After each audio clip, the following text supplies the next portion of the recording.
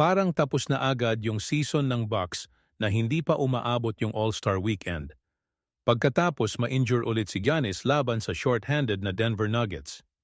Non-contact injury ang nangyari kay Giannis kaya hindi na siya pinabalik sa laro. Kasi dati nagkaroon na rin siya ng calf strain injury. Halos katulad din ang nangyari kay Damian Lillard noon. Non-contact din yung sa kanya bago na-diagnose na may Achilles tendon injury. Pero bago pa mangyari yung Achilles tendon kay Damian Lillard, meron na talaga siyang calf strain injury pero nilalaro niya pa rin. Na-diagnose din dati na may Achilles tendinopathy.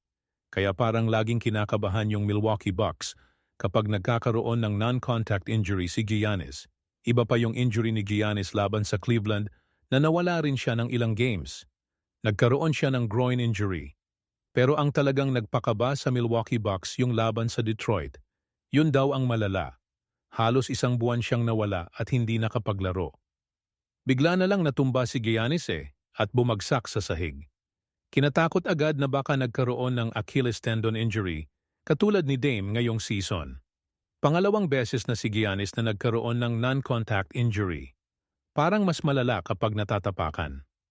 Nung bumalik din si Giannis sa bench, meron pang 34 seconds ang natitira. Dapat babalik pa siya noon dahil nagkaroon ng delay sa game.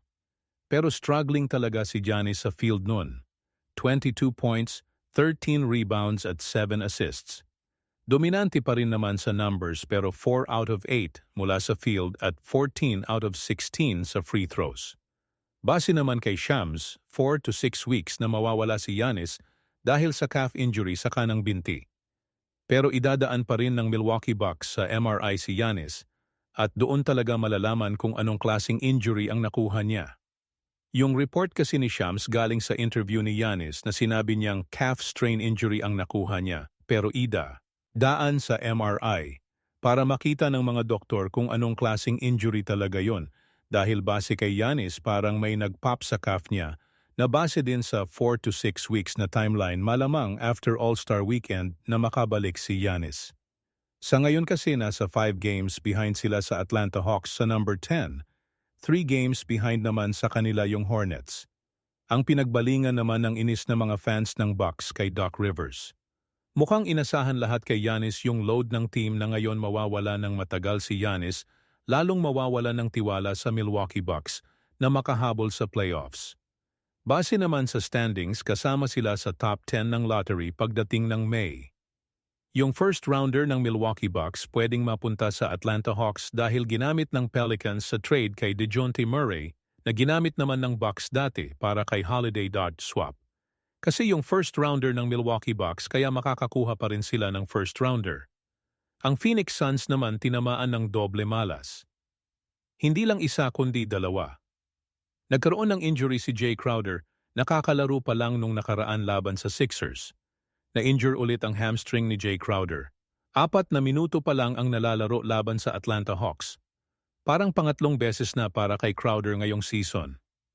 Yung una kasi sa training camp, ang tagal din bago nakapag-debut sa Phoenix. Sinundan yon ng laban sa Clippers na after niya makapaglaro ng 23 minutes, sa sumunod na game laban sa Clippers ulit, 7 minutes lang ang tinagal niya at nagkaroon ulit ng hamstring injury na sobrang tagal din bago nakabalik.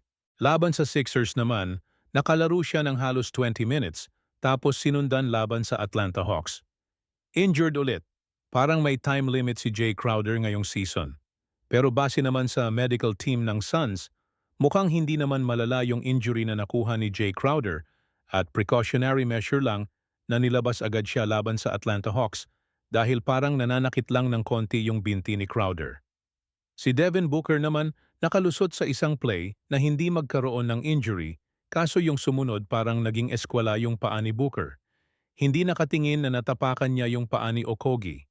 4 games pa lang nawawala ngayong season si Booker sa Phoenix Suns na may 1-3 record. Wala namang report kung gaano kalala ang injury ni Booker pero parang mas malala pa yung nangyari dati kay Nurkic na nakabalik din naman agad. Pero kay Devin Booker, nagkaroon kasi talaga siya ng injury January 14 pa.